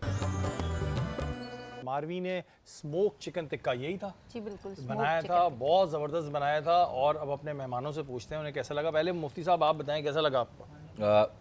मैं समझता हूँ कि मैंने शायद पहली मरतबा इस तरह का जायका खाया, यानी कि जो जायका बहुत अच्छा है। वैसे बहुत सारे ये टिक्के के वो खाएं, लेकिन ये जो जायका था बहुत यूनिक था। और इसका फ़ायदा ये है आप रोटी से भी खा सकते हैं ना, वरना अमूमन टिक्का खा के लोग कहते हैं हमारा पेट नहीं भरा। आपको कैसा लगा राना भाई, ये बताएं। मैं मौलवी साहब की बिल्कुल बात से एग्री करूंगा। एक तो न्यू टेस्ट था और फिर जैसे एक टिक्के का ये होता है कॉन्सेप्ट कि जैसे बड़ा खुश्क होगा, ड्राई ग्रेवी है। तो आप वैसे हैं फूडी हैं आप? नहीं, मैं इतना फूडी नहीं हूं। इतना फूडी नहीं है, सही हो, ख्याल रखना पड़ता है ना। आप बताएं तहरीम जी कैसा लगा। मुझे वाकई बहुत अच्छा लगा। और आपने नोटिस किया होगा मैंने सिर्फ वही खाया, उसमें जो स्मोक की भी एक वो आ रही है ना, उससे बहुत ही अलग फ्लेवर और टेस्ट आ रहा है। कोयला छोड़ तो नहीं दिया था मारवी, उसके अंदर निकाल लिया था, हम कोयला खा के बैठे हुए होंगे। नहीं, टाइम मैनेजमेंट बिल्कुल सही होती है। टाइम मैनेजमेंट है, नो डाउट, खाने चाहिए, बहुत अच्छे बनाते हैं। अच्छा मारवी, आज बात हो रही है कानून के हवाले से, आपने कभी लाइफ में कोई कानून तोड़ा है, सिग्नल तोड़ा हो? हाँ, सिग्नल तोड़ा है। क्यों, क्या सोच के तोड़ा था ये बताएं पहले। कुछ भी सोच के नहीं तोड़ा मैं ऐसे ही था। तोड़ दिया था फ्री में? नहीं, ड्राइविंग सीख रही थी तो तोड़ दिया था। और ड्राइविंग लाइसेंस बनवाया हुआ है आपने? मैंने नहीं। ये सच्ची देखें, बात ये है, देखें, नहीं, कानून बिल्कुल। यहाँ तोड़। ड्राइविंग लाइसेंस नहीं है आपके पास? नहीं, बिल्कुल। वो गाड़ी चलाती हैं आप? कभी कभी चलाती हूँ, कभी डेली कभी बेसिस पे नहीं। ड्राइविंग लाइसेंस बनवा लें। कभी पुलिस स्टेशन जाने का इत्तेफाक हुआ? नहीं। मतलब क्या आपको वैसे क्या लगता है, पुलिस स्टेशन जाते हुए डर लगता है, क्या होता है? हाँ, डर लगता है, मतलब अल्लाह ना करे नहीं ये जाना क्यों, पड़े मतलब कभी भी। ये डर क्यों लगता है, क्या वजह? ना आप कोई क्रिमिनल है, ना आपने कोई चोरियां की हुई हैं, ना डकैतियां मारी हुई हैं, तो डर क्यों लगता है? एक आम आदमी को क्यों डर लग रहा है? कि कोई इशू होगा तो हम जाएंगे ना। नहीं मतलब हो अगर सकता है कोई- आपको कोई अब- अपनी अब कंप्लेन मिलने रजिस्टर करानी मिलने हो। तो नहीं जाएंगे ना भाई पुलिस कोई स्टेशन किसी से। कंप्लेन रजिस्टर करानी हो तो फिर आप जाएंगी तो आपको डर लगेगा। अल्लाह ना करे कोई ऐसा हो कि हम कंप्लेन रजिस्टर कराएं, मोहल्ले में कोई तंग कर रहा है, पड़ोसी कचरा घर के बाहर फेंक के जा रहे हैं तो जाना पड़ तो जाएगा। हम नहीं म्यूचुअली उसको वो कर लेंगे। पुलिस पुलिस स्टेशन स्टेशन नहीं नहीं जाएंगे बिल्कुल। ये बिला वजह का डर नहीं बनाया हुआ है एक मारवी? मे भी बिला वजह का हो। तो आप फोन करा के चली जाया करें अगर आपको इतना डर है तो। बिल्कुल। फोन करा के, पता नहीं क्यों लोग डरते हैं भाई, डरना नहीं चाहिए, आप आराम से जाएं। अगर आपने कोई कुछ नहीं किया हो तो डरने की जरूरत है। अच्छा, इस सेगमेंट में हम ज़ाहिर थोड़ा सा बचपन भी जानते हैं अपने मेहमानों का। राणा भाई कैसा था बचपन, कितने शरारती थे, कितने बहन भाई हैं आप लोग? हम टोटल 6 बहन भाई हैं, मैं एल्डेस्ट हूँ अच्छा माशाल्लाह। और मैं बहुत शरारती था, तो बहुत ज़्यादा मार पड़ती थी। शुक्र है पहला कोई मेहमान आया जिसने एक्सेप्ट कर लिया मैं शरारती था, वरना सारे तो कहते हैं हमसे ज़्यादा शरीफ तो पूरे मोहल्ले में कोई नहीं है। तो क्या शरारतें ऐसी क्या होती थी जिस पे बड़ी मार पड़ती थी? और ज़्यादा घर में किससे डरते थे, अम्मी से डरते थे, अब्बू से डरते थे? नहीं, अब्बू से ज़्यादा डरते थे। बाकी यही होता था कि बहन भाई आपस में लड़ रहे हैं या चीज़ों का, मैं ज़रा ये होता था कि जो चीज़ भी है कब्जा कर मेरी लो। है, कब्जा करने बड़े भाइयों को यही होता है, कब्जा कर लेते हैं और अपनी चीज़ घुमाने के बाद जो दूसरे की होती है उस पर भी नज़र रखते हैं। तो ये अभी कितने बहन भाई हैं माशाल्लाह आप लोग? आपने बताया भाई, कितने बहनें? हम टोटल 4 भाई हैं और 2 बहनें। 4 भाई हैं। तो ये जो भाइयों वाले घर होते हैं उसमें भाइयों में भी आपस में बड़ी नोक झोंक रहती है, तो आपकी रहती थी किसी भाई से? नहीं, वो वही जैसे आपने बताया ना, शरारतें। आप क्रिकेट मैच खेल रहे हैं, लेट्स से मैं बैटिंग कर रहा हूँ, आउट भी हो गया हूँ तो मैंने कहा मैं आउट नहीं हुआ आउट नहीं देना तो मैंने। बैटिंग ही कर रही है। अब माशाल्लाह सारे भाई, अब तो नहीं करते आप? नहीं, कि अभी भी बड़े भाई होने का फायदा ले रहे हो? नहीं, अब तो सारे बड़े हैं तो इसलिए। सारे बड़े हैं, कोई नहीं दबेगा, कोई नहीं दबेगा भाई, सारे बड़े हो गए। तहरीम आपका बचपन कैसा था, कितनी शरारती थी आप? मैं थी शरारती। थी? हाँ, क्या थी। शरारतें करती थी आप बताएं हमें। मैं जैसे मेरे ऐसे शौक थे तंग करने वाले, अब मैं सोचती हूँ जैसे बैल बजा के भाग जाना। हाँ, और तो कभी पकड़ी गई बैल बजा रही हूँ, सामने वाले ने दरवाजा खोल दिया, नहीं, बेटा मैं मैं अपने सीधे भाई पे जा- ब्लेम डाल देती थी ना, मतलब सारा ब्लेम मेरे भाई पे आ जाता था कि तो उसने आप लोग किया। कितने बहन भाई हैं माशाल्लाह? मेरा एक भाई है बस बड़ा। एक भाई है, उसको भी नहीं छोड़ा? नहीं, उसको भी नहीं छोड़ा। एक भाई है, उसको भी नहीं छोड़ा? मैंने सारे एक्सपेरिमेंट ही अपने भाई पे किए। क्या मतलब क्या कुछ भी experiment कुकिंग करी? के, कुछ भी चीज़ें, मतलब मुझे इलायची में फ़र्क नहीं पता होता था, तो मैंने एक दिन खाने वाली इलायची ना चाय में डाल के उसको पिला दी थी। मतलब मुझे, मैं समझा, मैंने कहा अम्मी आज कितनी अच्छी इलायचियाँ लाई है ना, बचपन की बात बता रही हूँ, और मैंने उसको पिला दी। तो भाई था कि साइंस एक्सपेरिमेंट में हुआ कि आपने सारे एक्सपेरिमेंट उसमें सारे कर दिए? एक्सपेरिमेंट उस पर किया मैंने, कोई वो नहीं छोड़ा आपने उस कुछ बेचारे भी को? नहीं। अच्छा राना भाई, जब हम स्कूल में होते हैं तो बहुत सारे टीचर्स ऐसे होते हैं जो हमें बहुत याद रह जाते हैं। स्कूल की बात कर रहा हूँ मैं, तो कोई ऐसा टीचर है जो आपको आज तक याद हो, चाहे अब आपसे ना मिलते हो लेकिन वो आपको याद हो? एक कॉलेज के एक प्रोफेसर हैं, मतलब उनका मुझे ये था कि जब मैं उनको अपने ऐसे चेक करवाता था तो एक दफ़ा ऐसे मेरा बहुत बुरा मतलब ऐसे था, तो सर ने इतने मेरे ब्लू बॉल पॉइंट से नहीं लिखा होगा जितने सर ने रेड सर्कल्स बनाए हुए थे। तो मैं बहुत ज़्यादा घबराया हुआ था कि अब क्योंकि मेरे फादर भी प्रोफेसर हैं तो कहीं फादर को बताएंगे और वो कहेंगे कि बिल्कुल इंटरेस्ट नहीं ले रहा। तो जब मैं सर को अब सर से पूछा था सर, तो सर कहते हैं यार ये क्या तुमने किया है, ये तो तुम्हारे लेवल का ही नहीं है, तुम्हारा स्टैंडर्ड ही नहीं है, तुम तो बहुत कमाल हो। तो मतलब out of the box, out of the, मैं घर आके मैं पूरा दिन सोचता रहा यार मैं तो कोई बहुत बड़ी चीज़ हूँ, मैंने क्या सर को इम्प्रेस तो कर दिया। मतलब तो उससे ये हुआ कि एक मोटिवेशन हुई कि मैंने और अच्छा करना है। तो ये होता है कि कुछ आपकी ज़िंदगी में मोटिवेशन आपको देते हैं। टीचर्स बड़े इंपॉर्टेंट होते हैं। अमूमन मारने पीटने वाले भी याद रहते हैं, मारने पीटने वाले भी हमें बहुत अच्छी तरह याद है, जिन्होंने हमें मारा है, कमर पे स्केल के निशान लगे हैं उनके। लेकिन ज़्यादातर जो टीचर्स वो प्यार से पढ़ाते हैं ना, वो हमें बहुत अच्छे अल्फाजों में याद रहते हैं। लेकिन उस्ताद का एहतराम अपनी जगह है। तहरीम, आपकी कोई टीचर मेरी जब आप KG 1 में थी, 2 में थी? नहीं, मुझे एक याद है, मतलब हम लोग के स्कूल में आई थिंक कोई फेवरल था कुछ स्कूल का, तो मैं वहाँ पे स्कूल के पास ना एक स्टूडियो था काफ़ी फेमस, तो हमने कहा वहाँ पे चल के पिक्चर लेते हैं अपनी फ्रेंड्स की। ये बचपन से शौक होता है लड़कियों को मुझे पिक्चर बचपन लेने से का? शौक है नहीं, हर लड़की को होता है, कहीं भी खड़ी हो यूं यूं यूं। यूं। तो अच्छा, वो टीचर को आई डोंट नो किसने बताया, उनकी कोई स्पाई मुखबिर थी कोई। मुखबिर थी, तो उन्होंने बकायदा मेरी अम्मी को कॉल करके बताया आपको पता है यहाँ से स्टूडियो भी गए थे और इन्होंने ऐसे पिक्चर। मैंने कहा इतनी बड़ी कोई बात तो नहीं थी। तो वो मुझे चीज़ ना आज तक याद रहती है कि मतलब उनके लिए वो बड़ी कुछ अनयूजुअल सी चीज़ होगी। अच्छा, स्कूल में वैसे इस तरह के लड़के लड़कियां भी होते थे जो टीचर्स के ना मुखबिर होते थे। हाँ, होते हैं। ये क्यों होता है, मजा क्या आता है वैसे इसमें? नंबर ज्यादा मिल जाते हैं, टीचर उनको पनिश नहीं देती होंगी? अब कोई टीचर्स नाराज ना हो जाए, आई थिंक फेवरेटिज्म कुछ होते हैं टीचर्स के फेवरेट स्टूडेंट्स जो कुछ उनको बच्चे मुखबिर, और मुखबिर होते लड़कियां हैं। सबसे ज्यादा ये हरकत करती थी, टेस्ट याद दिलाती थी। हम तो कहते थे भूल जाए, 15 मिनट निकल गए, 15 मिनट और निकले, आधे घंटे बाद पीरियड खत्म। लेकिन लड़कियां करती हैं। आप थी टीचरों की मुखबिर? ये बता। नहीं, मैं तो मुखबिर नहीं थी टीचरों की। क्यों? आप बिल्कुल सीधी रही हैं, मतलब आपके वो- पास कोई स्टोरी नहीं है नहीं, बताने नहीं, की। वो स्टूडेंट्स वो होते हैं जो बहुत पढ़ाई में बहुत अच्छे हों और बस। तो आप हमारी कैटेगरी में आ रही थी? बिल्कुल हाँ, मैं एवरेज थी, मैं इतनी कोई एक्स्ट्रा ऑर्डिनरी पढ़ाई में अच्छी नहीं चलें, थी। फिर सही है, फिर ये हमारी कैटेगरी की तो ठीक है। अच्छा राणा भाई, पुलिस में आने के बाद ज़ाहिर है पहले बंदा एक नॉर्मल होता है, फिर पुलिस में आ गया, क्या चेंज आया? अब दोस्तों के फ़ोन ज़्यादा आने लगे, इस तरह के फ़ोन आते हैं, यार ये पकड़ लिया डबल सवारी पे, भाई छुड़वा देना यार, हेलमेट नहीं है, इस तरह की होती है चीज़ें? हर तरह की जो है ना कॉल्स आती हैं, मतलब जो है लेट्स से कि कभी आपने कोई इम्पोर्टेड वाइन पकड़ ली, आपने कभी कोई चर्च पकड़ ली, तो कभी मजाक में कि यार हमारे लिए भी कोई हिस्सा रखना। ये मैंने अजीब कहा- बात है। हाँ, ये तो होता मैंने है। कहा कि मैं इधर इसके सप्लायर बना हुआ हूँ, कोई जो है हमारा। अच्छा, वैसे नहीं, ये तो चले एक मजाक में लोग करते हैं। अब होता ये कि अब एक खानदान में कोई पुलिस वाला हो जाए या दोस्तों में हो जाए, तो फिर इलाके, किसी भी इलाके का मसला हो, फ़ोन उसे ही करना है, और ये नहीं देखेंगे टाइम क्या हो रहा जी, है। जी। किसी भी टाइम फ़ोन कर देंगे, यार ये देखो पकड़ा हुआ है, अब रात के 3 बज रहे हैं, भाई पकड़ा हुआ है, तू निकला क्यों था बाहर? नहीं, इसमें मैं कराची में पोस्टेड था, तो कुछ कॉन्टीन्यूसली 3 डेज से बहुत टफ ड्यूटी चल रही थी और मैं स्लीपलेस था। तो मैं कुछ सुबह 5 बजे आके सोया और 6 बजे के करीब मुझे एक कॉल जो है, अब मैं नींद में मतलब आइज़ भी ओपन नहीं हो रही थी, तो मैंने कान से लगाया सेलफोन। तो भाईजान क्या हाल चाल है, ठीक ठाक है? मैंने कहा जी बिल्कुल ठीक। मैंने कहा जी आप बताएं। वो मैं लाल शहबाज कलंदर के दरबार पे आया हुआ था, तो आप काइंडली अंदर क्या है कि वो कोई गोल्डन गेट है कुछ है, वो तो खुलवा दें, मैंने अंदर ज़ियारत करनी है। तो मैंने कहा तुम मुल्तान से निकले हो, तब तुम्हें याद नहीं है, सुबह 6 बजे तुम मुझे कॉल कर रहे हो। और फिर वहाँ लाल शहबाज कलंदर के मज़ार पे फ़ोन करें, उनके वहाँ इंचार्ज से बात करें, जी मैं ये बात कर रहा हूँ, दरवाज़ा खोलो। हाँ जी। भाई ये सब जितने भी दोस्त या रिश्तेदार हैं, किसी इमरजेंसी में कॉल किया करें। ये हम भी बड़ी चीज़ें फेस कर रहे होते हैं कि हम सो रहे हैं, फ़ोन करके बोलेंगे हमारे इलाके में पानी नहीं आ रहा। हाँ जी। भाई मैं वाटर बोर्ड में हूँ भाई। तो ये लोगों को इसी तरह बेचारों को होता है, वो मान में करते हैं, लेकिन थोड़ा सा देखा भी करा करें भाई, हम भी इंसान हैं, और फिर हर चीज़ का हल एक बंदे के पास नहीं होता है। तहरीम, आप माशाल्लाह ड्रामों में आ रही हैं, और ख़ानदान में होता है कज़न सेल्फियाँ एक्स्ट्रा बनवा रही होती हैं और आपके नाम से बोलती फिरती हैं, कज़न है हमारी, कज़न। बहुत हुआ ऐसा। अभी रिसेंटली हमारी फैमिली में शादी थी, तो यही हुआ कि सब मतलब आ गए, और मतलब वही वाली चीज़ हुई कि हमें भी एक्टिंग करनी है और हमें भी आना है, तो मतलब काफ़ी ज़्यादा होता है, और रेफरेंस दे रहे होते हैं कि ये हमारी कज़न है या जानने वाली है, इस तरह से होता है। अच्छा, ये भी होता है, फिर बताते भी हैं। तुम उस ड्रामे में से उस डायरेक्टर को जानती हो बिला हाँ, वजह के नाम? बिल्कुल बिल्कुल ऐसी है, बिल्कुल ऐसी। उनको तो मैं ज़्यादा अच्छे से जानती हूँ, वो अच्छा वो उनको तो मैं ज़्यादा मतलब। ये चीज़ें भाई बड़ी होती हैं। कोई किसी फील्ड में जब बन जाता है ना, कोई डॉक्टर बनता है, तो उस बेचारे को हर कोई फ़ोन करता रहता है, चाहे वो किसी भी चीज़ का डॉक्टर हो, लेकिन हर बीमारी के लिए उसी को करना पड़ता है। चाहे बड़े से बड़ा सर्जन बन जाए ना, तो भी उससे पूछेंगे यार नज़ला हो रहा है, कौन सी दवाई ले, भाई उसके लिए किसी और डॉक्टर से पूछ लो, उतना बड़ा सर्जन है। तो ये चीज़ें होती हैं, लेकिन ये लोग ज़ाहिर है प्यार में करते हैं। मैं खुदा न खास्ता ये नहीं बोल रहा कि चीज़ को कुछ बन जाए तो उससे ना करे, लेकिन कभी कभी बंदा इरिटेट हो जाता है, तो थोड़ा सा ज़रा इसका ख्याल रखा करें।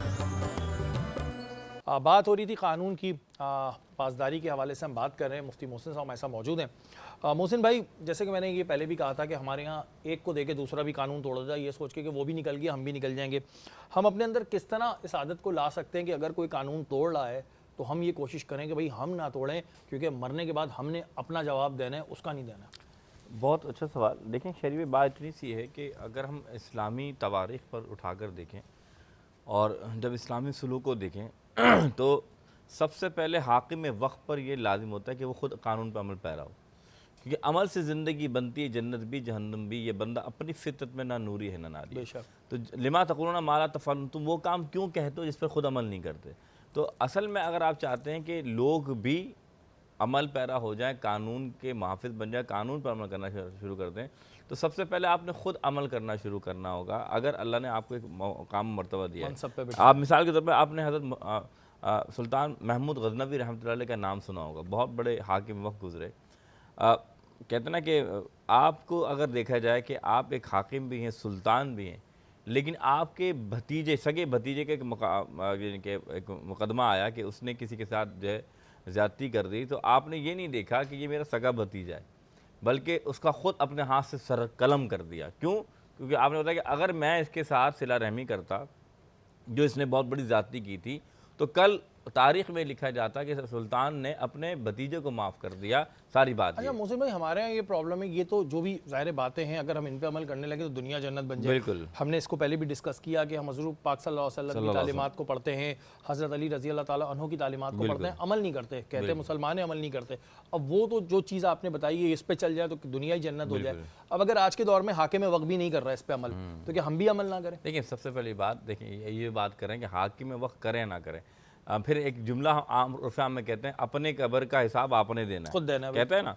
तो ये क्यों कहते हैं? वजह यही कि जो अमाल आपने किए उसकी जज़ा भी आपको मिलेगी, उसकी सज़ा आपको मिलेगी, ना कि दूसरे बराबर वाले को मिलेगी, ना तीसरे को मिलेगी। तो ये बात याद रखिएगा, कानून पे अमल करना ये आप पर फ़र्ज़ है, क्योंकि अल्लाह ताला का हुक्म है कि तुम अदल और इंसाफ पर अमल करो। तो ये कहना कि फ़लाँ नहीं कर रहा तो मैं क्यों करूँ, फ़लाँ नहीं कर रहा तो मैं क्यों करूँ, ये याद रखिएगा कि इससे नुकसान क्या होता है कि आप अल्लाह ताला के हुक्म की उदूली कर रहे हैं, भले दूसरा करे ना करे, लेकिन आप पर लाज़िम वो काम करें। अच्छा, और ये जो छोटी छोटी चीज़ें होती हैं, जैसे हम क्राइम नहीं समझते, लेकिन वो क्राइम है, कचरा फेंक देना, रोड पे चलते हुए कचरा फेंक देना, ट्रैफिक सिग्नल तोड़ देना, ड्राइविंग लाइसेंस ना रखना, छोटी छोटी चीज़ें, ये कानूनन तो जुर्म हैं, लेकिन इसका गुनाह भी मिल रहा है। देखिए मिसाल के तौर पे अब आप और हम सुबह जब निकलते हैं सैरी करके, तो बच्चे व्हीलिंग मार रहे हैं, खुदा की कसम। अब यकीन जो गाड़ी चलाते हैं, अब इनके माँ बाप को क्या समझाया जाए? अगर खुदा ना खासा, मैंने खुद भी देखा, आपने देखा कि जिस तरह एक्सीडेंट होता है, तो ये तमाम काम ये इसराफ में आता है। यानी कि अगर आप देखें कि पैसे का ज़िया भी है और कचरा, देखिए हुजूर ने क्या फरमाया, हुजूर ने क्या फरमाया, सफाई क्या है? निस्फ ईमान है, आधा ईमान सफाई है। हुजूर ने क्या फरमाया, मुसलमान वो है जिसके हाथ और ज़ुबान से दूसरा मुसलमान बचा रहे। तो ये आप तमाम चीज़ों को देखें ना, कचरा आप फेंक रहे हैं तो क्या किसी के घर के पास फेंकेंगे, क्या उसके नुकसान नहीं पहुँचेगा? तो आप क्या करें, एक तो सफाई का ख्याल नहीं कर रहे, फिर दूसरे मुसलमान का हक तलफी कर रहे हैं। तो ऐसा शख्स गुनहगार ही होगा, ख़ताकार ही होगा। ख़ताकार भी नहीं होगा, बल्कि वो सिर्फ गुनाहगार ही नहीं होगा, बल्कि वो माशरे में वो बुराई फैलाने वाला बन जाएगा, जिसका आपने कहा कि जब ये कर सकता मैं भी गुनाह करूं। तो फिर एक को देखकर दूसरा बुरा बन रहा है, तो ये गुनाह उस शख्स पर भी आ रहा है कि तुम्हारे को दूसरे बुरा करने वाले बन रहे हैं, वो जो गुनाह कर रहे हैं वो भी उसके सर में आ जाएगा। कहते हैं ना, खरबूजे को देख के खरबूजा रंग पकड़ता है। अगर आप कोई अच्छा काम करते हो और आपकी देखा देखी कोई अच्छा काम करते हो, तो उसका सवाब आपको मिलता है। अल्लाह ताला का ये बड़ा प्यारा निज़ाम है। लेकिन अगर आपके गलत काम को देख के कोई गलत काम की तरकीब ले रहा है, तो गुनाह आपको भी मिल रहा है। राना भाई, हम बात करते हैं अगर पुलिस डिपार्टमेंट की, तो मैंने अब तक के अपने इस करियर में देखा है कि बहुत सारी जगहों पे पुलिस के साथ ज़्यादती होती है, निगलेक्ट किया जाता है पुलिस डिपार्टमेंट को, वो चीज़ें नहीं मिलती जो उन्हें मिलनी चाहिए इतनी देर ड्यूटी करने के बाद। गो के फिर उसमें काली भेड़ है, वो एक अलग टॉपिक है। आप क्या समझते हैं कि जी पुलिस के रिफॉर्म्स के लिए और क्या करना चाहिए? देखें, पुलिस के रिफॉर्म्स के लिए एक तो ये है कि प्रमोशंस होनी चाहिए। ऑब्वियसली आजकल प्रमोशंस भी हो रही हैं कि ड्यू राइट जो लोगों को मिल रहा है। और इसके अलावा ये है कि गवर्नमेंट के लिहाज से कि बजट ज़्यादा एलोकेट हो। उसमें यह है कि देखें पॉपुलेशन हमारी कहाँ से कहाँ पहुँच गई है, और पुलिस की अगर आप देखें जो रेशो है वो बहुत कम है, तो ताकि मज़ीद जो है वो नफरी आए और एक बर्डन शेयरिंग हो। आप देखें कि पाकिस्तान में अगर जो पुलिस, मेरा ख्याल है अगर सबसे ज़्यादा कोई ड्यूटी परफॉर्म करती है, पुलिस करती है। मैं इसलिए नहीं कि आई एम फ्रॉम नहीं, पुलिस, मैं इस पे एक आम सही कह रहा जवान हूँ। को कि वो 24 घंटे ड्यूटीज़ करते बिल्कुल। हैं, उसमें अगर स्टेशन हाउस ऑफिसर SHO है तो वो कोई उसकी छुट्टी नहीं है, अगर सीनियर ऑफिसर्स हैं उनकी कोई छुट्टी नहीं है, कांस्टेबल्स हैं वो अपनी ड्यूटी कर रहे हैं, और एक बहुत ज़्यादा पुलिस पे लोग जैसे अच्छा, इल्ज़ाम मुझे ये चीज़ भी एक बात बताइएगा कि पुलिस को इतना तनकीद का निशाना क्यों बनाया जाता है? ये बात आपकी 100% राइट है कि पुलिस जितनी ड्यूटी देती है इतनी कोई नहीं देती। मैं बार बार ये बात कह रहा हूँ कि ठीक है उसमें अच्छे बुरे एलिमेंट हैं, लेकिन हम अच्छे एलिमेंट पे ही बात कर लेते हैं। ये पांचों उंगलियों को एक साथ मिला देते हैं कि जी पुलिस ये करती है, पुलिस ये करती है, पुलिस ये करती है, जबकि जब किसी प्रॉब्लम में फंसते हैं ना, मियाँ बीवी का झगड़ा भी होगा तो भी कहेंगे पुलिस को बुला लेते हैं। पुलिस को इतना तनकीद क्यों करते हैं? देखें, वो एक आप कह लें कि सोसाइटी में कोई चीज़ अगर आप कंस्ट्रक्ट कर लेते हैं ना, कि आप किसी के हवाले से कोई ओपिनियन एक कंस्ट्रक्ट कर लेते हैं, तो इट्स वेरी डिफ़िकल्ट कि वो बड़ी जल्दी चेंज हो, और उसमें हमारा भी मतलब एक रोल आता है कि हम भी कोई ऐसे सिग्निफिकेंट रिफॉर्म्स या अपनी उसको चेंज करें कि परसेप्शन चेंज हो। ऑब्वियसली आजकल आप देखें कि पुलिस फैसिलिटेशन सेंटर्स बने हैं, रिफॉर्म्स हो रही हैं ताकि कम्युनिटी का जो गैप है उसको कम किया जाए। और बाकी देखें, कुछ पुलिस पे क्रिटिसिज्म इस तरह का भी होता है कि ये देखें जी मोटे पेट वाला है, ये तो कोई रिश्वत खाता होगा। तो मैं सखर में पोस्टेड था, तो मैंने वहाँ पे एक दो कांस्टेबल्स देखे, बहुत वो हेल्दी थे। तो मैंने एक दिन सर से पूछा, जो उस टाइम SSP सखर थे, कि सर ये क्या रीज़न है? तो सर ने कहा कि अब ये देखें कि ये 24 घंटे ड्यूटी करते हैं, जिसकी वजह से इनको ब्लड प्रेशर है और इस तरह शुगर है और कोई रेस्ट नहीं। और अगर आप उसमें कोई कैंप, ब्लड से कि हेपेटाइटिस A B C का अगर आप कैंप रखवा लेते हैं, तो वो सिर्फ इस वजह से कि वो अपनी सर्विसेज सोसाइटी के लिए रेंडर कर रहे हैं राउंड द क्लॉक। तो अगर आप किसी भी इंटरनेशनल लेवल पर आप देखें, उसमें एक डिफाइंड वर्किंग आवर्स हैं, उसके अकॉर्डिंगली काम कर रहे हैं। बट यहाँ पर क्योंकि शॉर्टेज ऑफ स्ट्रेंथ है, तो उनको हमें मतलब एक्स्ट्रा सबको काम करना पड़ता है। बिल्कुल जी, ये चीज़ अपना जो हम लोगों ने एक तासुर बनाया हुआ होता है ना, फिर बहुत सी दफ़ा मैंने देखा है किसी बेचारे का अगर पेट निकला तो उसको कोई बीमारी भी हो सकती है, फिर भी वो ड्यूटी कर रहा है। हम लोग भी इस तरह होते हैं कि भाई अगर खुदा ना खास्ता किसी को बीमारी है लेकिन अपना घर चलाने के लिए बंदा रोजगार कर रहा होता है, तो एक परसेप्शन ना बनाए, जो गलत चीज़ है उसकी निशानदेही करें, चाहे वो किसी भी डिपार्टमेंट का हो। सर मैं पुलिस की बात नहीं करूँगा, लेकिन ये बात हकीकत है कि पुलिस जितनी देर ड्यूटी देती है इतना कोई डिपार्टमेंट आपको 24 घंटे कोई भी डिपार्टमेंट इस तरह अवेलेबल नहीं मिलेगा। तहरीम बहुत सारे करैक्टर कर चुके हैं, कोई एक करैक्टर ऐसा है जो आप पर्सनली चाहती हो कि यार ये करैक्टर अगर मुझे मिले तो मैं बहुत अच्छा करूँगी? अभी तो मुझे लगता है अभी वे टू गो, मतलब अभी बहुत कुछ है जो मैं कर सकती हूँ इंशाल्लाह, और मैं करूँगी। तो मैं नहीं, कोई ऐसा करैक्टर दिमाग में डिज़ाइन किया हुआ है कि ये करैक्टर मिले? क्योंकि वैसे तो आप ज़ाहिर है और बहुत सारी उस पर एक्टिंग कर रही होती हैं, लेकिन कोई करैक्टर ऐसा कि यार अगर ये मिले, क्योंकि हमारे पास ऑप्शंस नहीं होते ना कि हम डिसाइड करेंगे करैक्टर क्या बिल्कुल मिलेगा, ऐसे। तो कोई ऐसा करैक्टर सोचा मुझे ऐसा लगता है कि मेरे लिए थोड़ा सा जो डिफरेंट हो, कि जो मैं बिल्कुल नहीं हूँ, मेरी नेचर से बिल्कुल अगेंस्ट लड़ाका हो, फिर उसमें लड़ाका कुछ दिखाएं आपको? लड़ाका बन जाऊँ, कुछ ऐसे बन जाऊँ, तो वो मुझे है कि मैं देखना चाहती हूँ मैं वो कैसा कर सकती हूँ। तो लड़ाका का करैक्टर आप कर लेंगे? आप लड़ाका नहीं है बिल्कुल? नहीं बिल्कुल। लड़ाका का करैक्टर भाई अगर किसी के पास हो, लेकिन कुछ लोगों के फेसेस ऐसे होते हैं वो उस पर सूट नहीं करता। अब आप पे लड़ाका अगर सूट नहीं करेगा, डायरेक्टर बोलेगा हम कैसे दें? हाँ ये तो है, लेकिन वही तो मेरी एक्टिंग स्किल्स वहाँ पे टेस्ट होंगी कि मैं कितनी अच्छी एक्टिंग कर सकती हूँ। एक्टिंग स्किल्स जो होती है जी वो बड़ी इंपॉर्टेंट होती है। राना भाई कोई मैसेज देखने वालों को? देखने वालों को बस यही है कि आप जो है अपना रिस्पॉन्सिबिलिटी एज्यूम करें। पुलिस तो अपना काम कर रही है सोसाइटी में, और आप भी उनका शाना बशाना हाथ बढ़ाएं। अगर आपको कोई इस तरह का कोई क्रिमिनल आपको नज़र आता है, आप उसको आइडेंटिफाई करें, नियर बाय पुलिस स्टेशन में कंप्लेंट करें। आपने जैसे बताया कि अगर कोई आपके साथ इंसिडेंट होता है, ये नहीं है कि आप खामोश रहें, 15 पे कॉल कर दें ताकि एटलीस्ट उसकी कॉग्निजेंस ली जा सके, उस पर एक्शन हो, और रिस्पॉन्सिबल होने, शहरी होने का सबूत दें, लॉस को फॉलो करें, ट्रैफिक की कवानीन की खिलाफ वर्जी ना करें। और स्पेशली पेरेंट्स को कि अगर अब बच्चे आपके वन व्हीलिंग कर रहे हैं तो आप उनके ये मोटर बाइक्स में विदाउट सिलेंसर्स, तो ऑब्वियसली उसका मतलब यही है कि इन्होंने आवारागर्दी करनी है और वन व्हीलिंग करनी है। जब किसी एक की भी जान जाती है तो उस टाइम वो पूरा ख़ानदान जो है वो अफसरदा होता है और पूरी ख़ानदान तबाह हो जाता है। बिल्कुल। तो एक ये है कि उस टाइम रोने धोने से बेहतर है कि आप पहले इस चीज़ का तदारुक करें और बच्चों का जो है ना ख्याल रखें। और उस चीज़ के ऊपर भी पुलिस पे डाल देते हैं कि जब वन व्हीलिंग हो रही थी तो पुलिस कहाँ थी, ये बातें लोग कर देते हैं। देखें, एक वन व्हीलिंग पे एक बाइक जा रहा है, उसको आप ग्रुप की फॉर्म में यूजुअली आप उसको रोकेंगे तो और खतरनाक हो जाएगा। मैं जब इधर क्लिफ्टन डिवीजन में मैं पोस्टेड था तो सीवीयू पे अक्सर ये वन व्हीलिंग करते थे, तो मैंने एक दफ़ा प्लान बनाया कि इनको काउंटर करना है और मैं 2-3 मोबाइल्स के साथ चला गया।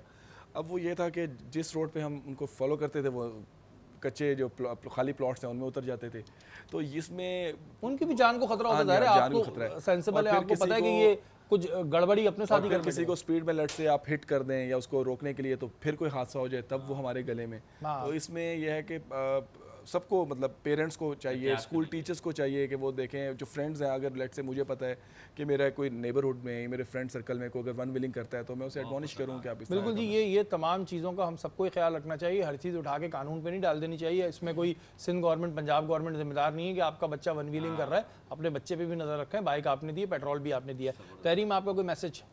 मेरा यही मैसेज है कि रूल्स को फॉलो करें और अपने आप को ओन करें, मतलब अपनी सिटी को ओन करें। जब तक हमारे अंदर ओनरशिप नहीं आएगी तो हम कुछ नहीं कर सकते। कहते हैं ना कि अपने स्टार्ट आपसे ही है। बिल्कुल जी, स्टार्ट आपसे ही होता है। दूसरों की चीज़ों को हम ओन करने के लिए फ़ौरन होते हैं जी, मंसूबा उसका हम कहते हैं जी हमारे सिटी को तो ओन करें। मोहसिन भाई, आज कानून की बालादस्ती के हवाले से बात हो रही है, आपका क्या पैगाम है तमाम देखने वालों को?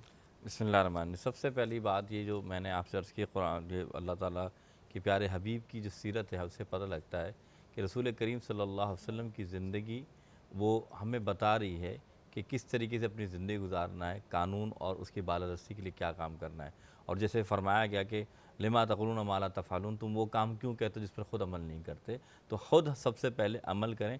और सबसे बेहतरीन ये आपका जिस्म है, इसको पहले इसके जो हक़ूक़ हैं कानून के साथ कि किसका इस्तेमाल कैसे किया जाएगा, ये कर लें तो आपके लिए सबसे बेहतर होगा। बिल्कुल जी, कानून की बालादस्ती और कानून का एहतराम हम सब पे ज़रूरी है। बहुत से लोग शायद देखकर ये बोल रहे होंगे कि जी हम वो नहीं करता तो हम क्यों करें। इसका सबसे आसान जवाब ये है कि भाई आपने अपनी कब्र में जाना है, मैंने अपनी कब्र में जाना है। अब जाने के बाद वहाँ पे तो ये नहीं कहेंगे ना कि अल्लाह मियाँ वो नहीं करता था इस वजह से मैंने नहीं किया। ये बड़े आसान अल्फाज में मैंने आपको समझा दिया है। तो खुदारा इस चीज़ का ख्याल रखें। और ख़ास तौर पर जो रमज़ान मुबारक में मैं देख रहा होता हूँ, सहरी के बाद ये जो बच्चे वन व्हीलिंग कर रहे होते हैं, रोक लें। कुछ होगा उसके बाद वही कहेंगे जी गवर्नमेंट क्या कर रही है। हर चीज़ में गवर्नमेंट ज़िम्मेदार नहीं होती है। आप दोनों मेहमानों को बहुत शुक्रिया, आप हमारी नशिस्त पे आए और अल्लाह ताला आप लोगों को बहुत तरक्की दे, अपनी अपनी फील्ड्स में अच्छा काम करते रहें। अल्लाह ताला आपको अपने ज़ुबान में रखे। हमारी ट्रांसमिशन का वक्त ख़त्म हो गया। कल इंशाअल्लाह ताला दोबारा मुलाकात होगी। तब तक के लिए अपने मेज़बान सैयद शहरियार आसिम को इजाज़त दीजिए। पाकिस्तान जिंदाबाद।